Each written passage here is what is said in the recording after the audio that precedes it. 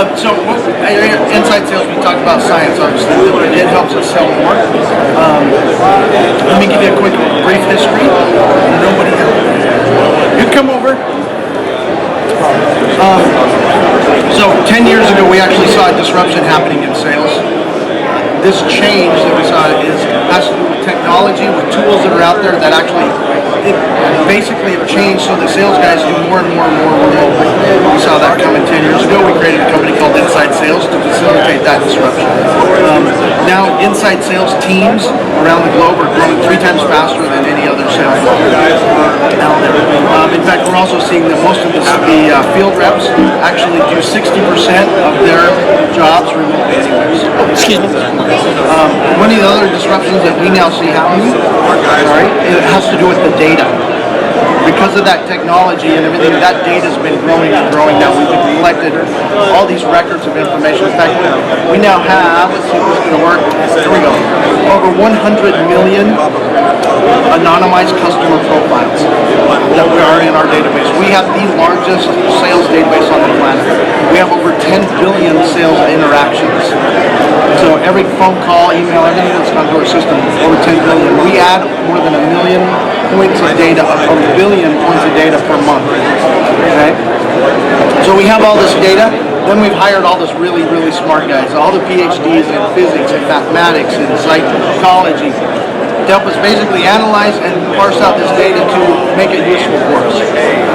With those two combined, we now have what we call Neurolytics. Neurolytics is a machine-based learning system that actually looks at the data, grows, and adds new and new points of data daily to help us overcome and do better at selling.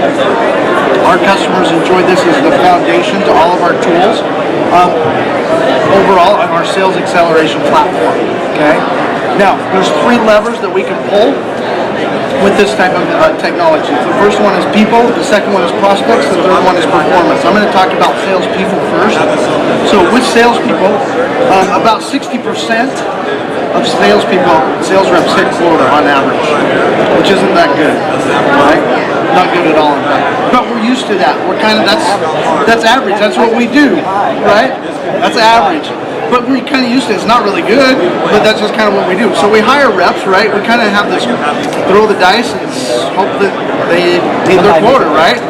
But we look at strange things for some reason, and really unpredictable things. We look at where they went to school, what their years of experience are, resume type of things. None of those are really predictable at telling us if this guy's going to hit quota or not, or this girl's going to hit quota or not. It doesn't happen, right? What are some of those things? Any ideas that we should look at? What makes a great salesperson? What's the close rate? What's that? What's your strike rate and close rate? Close rates? Maybe.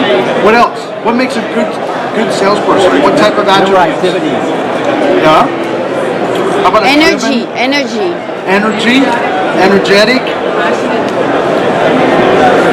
Determined. Some of those things. Motivated, determination, resilience, empathetic.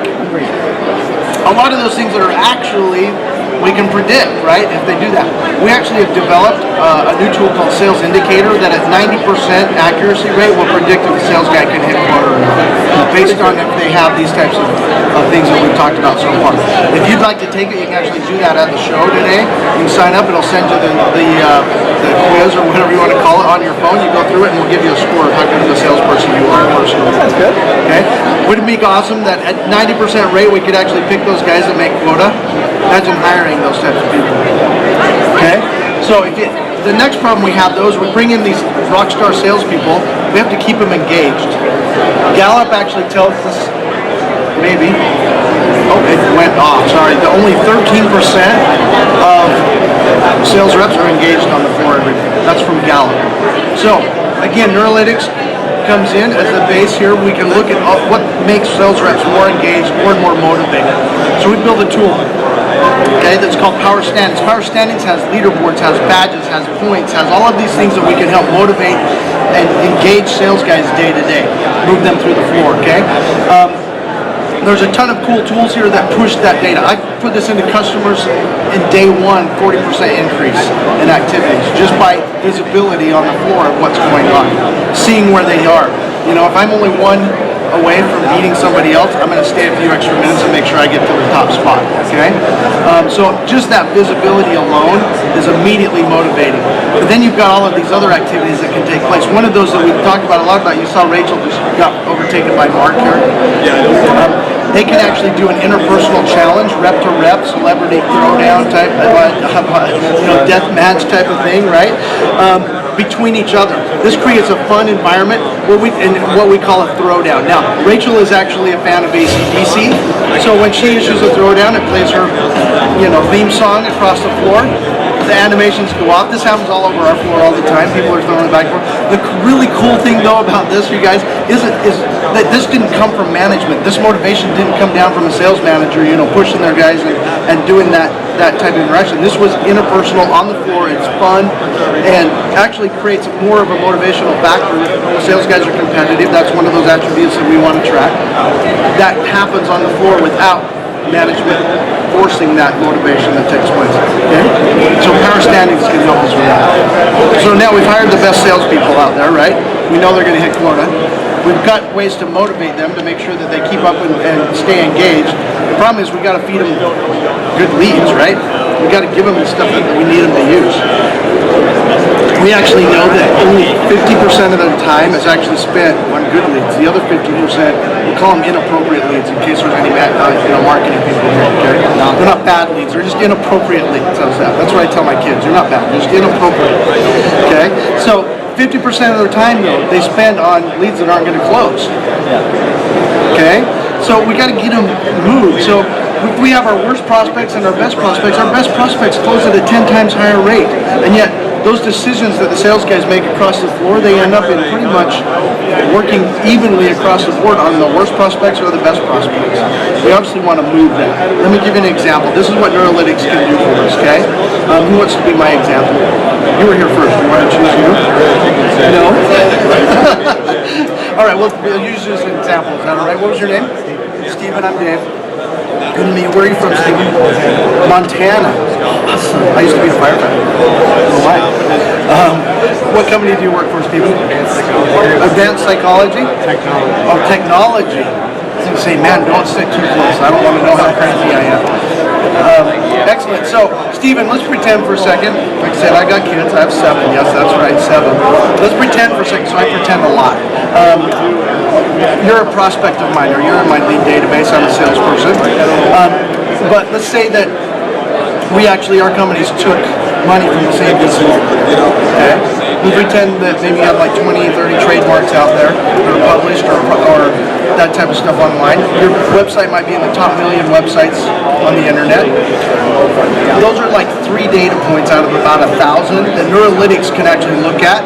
This is another thing, if you guys want to go over here on these big TVs here, you can put in your email address and we'll tell you what your score is on Neurolytics. It says you're a good prospect for me. There's those things that fit, right? So he's up in this area over here. Now the key is, we now know he's a good lead. But I got to get a hold of him, right? I got to talk to him. That's really the next big thing we need to do, right? So today, for example, at 2 o'clock around there, it's going to rain in Montana. Okay? Guess what? If it's raining, he's more likely to answer the phone. So Neurolytics is going to not set my activity for this morning. It's going to set it at 2 o'clock this afternoon when you're more likely to actually answer the phone. So that type of data power actually can help me both identify who I should be talking to and help me actually get in contact with them right away. Okay, and again, like I said, if you guys want to look at that, you can actually run that. It'll show you your spread of both of those scores. Of should we call you in the morning, afternoon, where, all of that type of detail. And that feeds those reps, those appropriate, not inappropriate, appropriate, that kind of leads, and the right time to actually contact them. Okay? It leads us actually to the next thing about performance and actually improving their overall performance using the tools that we have. Of all the leads that go to your website and say, I'm interested in your stuff, how many of those get contacted with that? Any ideas?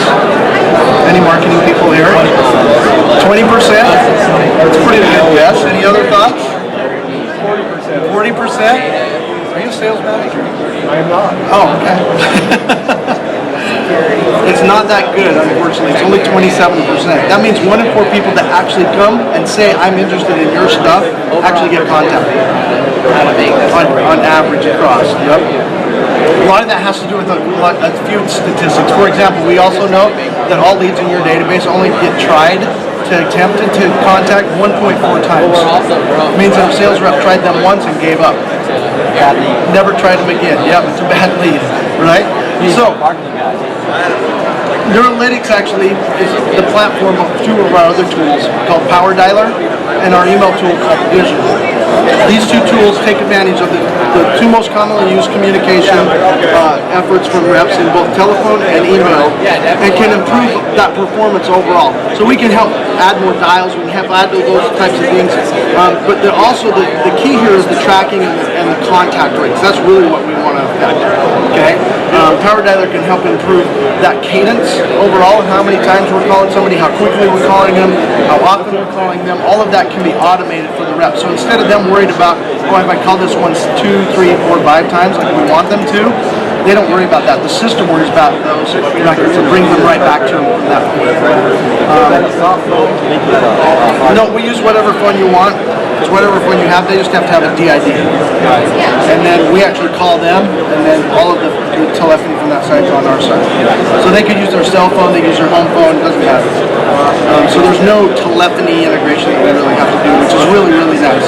We can show you how that works if you want. We have a demo over here. Okay? So those are 2 of the tools that, again, we've talked about 3 of the levers we can pull on your sales floor with people, with prospects, and with performance. We've just barely scratched the surface of what's going on, guys. Just to give you some ideas, there are some large breakout sessions today in the North Hall. All of these are going on. There's a couple happening right now. I know there's an email one that's taking place here in like 5 minutes or whatever time it is, close to 9:30.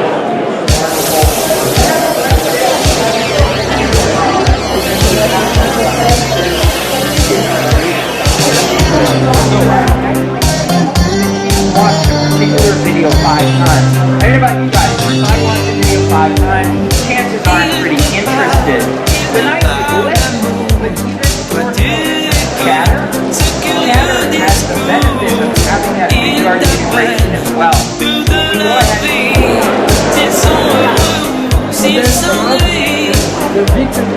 Ils repartent tous un petit jeu. Tous les hommes ont peur de l'amour. L'aventure au coin d'une rue. Monsieur tout le monde, tu l'as connu. Il te parle d'amour. Toi tu écoutes ce curieux discours. Ils viennent te voir comme pour une confesse. Même les chiens ont besoin de caresses. Il te parle d'amour. Toi tu écoutes ce curieux discours. Printing, signing, scanning. Really what we want to do is get on to signing. 80%. That's not incremental improvement. No, that's basically people. We basically added more people to our sales force just by doing that. What we're doing at DocuSign is we're leading a new category called digital transaction management. And that's all about automating the last mile of business processes. Paper and manual process, inefficient manual process are the enemy. And eliminating that. We remote troubleshoot that a fridge will fail before it fails by monitoring the fluctuations. But anyhow, so moving on from that, we essentially put that into the cloud, and now you can log into Salesforce, you can look at that dashboard, you can see the map of data, you can see every fridge in the country, which ones are running hot, which ones need to have vaccines saved. But ultimately, the whole thing behind it is you have kids that actually are still getting tetanus there. You know what I mean? You go to a clinic and you see kids with a disease that nobody should have at this day and age. And it's critical to get those vaccines to them in a viable state and get to them and save lives. Absolutely. Senior Vice President of Global Consulting and Operations at NTT Group. Do we still say NTT Center stands, Nick? We've grown and I know all you guys. NTT Group. So now it's NTT Group. There's no more of the bright green shirts. Yeah, I guess Aptus gets the bright green. No, and Nick is Senior VP for Global Consulting and Ops at NTT Group, joined by Bob Pierce, Senior Vice President of Global Sales for Bonomatic. And Bob, so we're seeing a lot of that going on here, besides the obviously consumption of coffee and the breakfast day part. Nick, you know, when you talk with a company like Bonomatic, it's an iconic brand. It's been around for a long time. And yet the question of, you know, well, what's the evolving mission beyond just putting a piece of hardware that makes a beverage out there, but really being a provider of a service to its customers? How is NTT working with Bon to provide that? So executives and leaders like Bob are challenged constantly with evolving markets, and we meet that challenge and help them use cloud technologies and cloud solutions to really disrupt some of the standard processes, to create new processes, new improvements to match the new demands of the market. And so our team has worked closely with Bun and Bob's organization, and to really make some transformative changes in how they provide customer information and also how they use that within their organization to shorten cycle times, improve quality, improve relationships with their customers. What I love about an organization like NTT is that it takes the things that made, you know, Center Stands where you started special, brings them in, doesn't just assimilate them, but really, you know, broadens its portfolio, broadens the number of points of view it's able to bring. I can tell you're having a great time with the greater resource base that NTT is able to provide you. Yeah, so NTT, you know, Center Stands has been a long time Salesforce.com partner since really we kind of go back to 2001. But as NTT Group, we're a full stack, full life cycle cloud services organization. We have a unique relationship where we also are a hosting provider, so we host Salesforce's EMEA data center and Japan data center. We're also a customer. We have about 39,000 licenses and seats of Salesforce. That's a big number. Bob, you know, when Nick calls on you, what's on your mind? What do you look in the eye and say, Nick, this is what I need from you today, tomorrow, next year? Well, we're constantly being challenged by our customers to be relevant.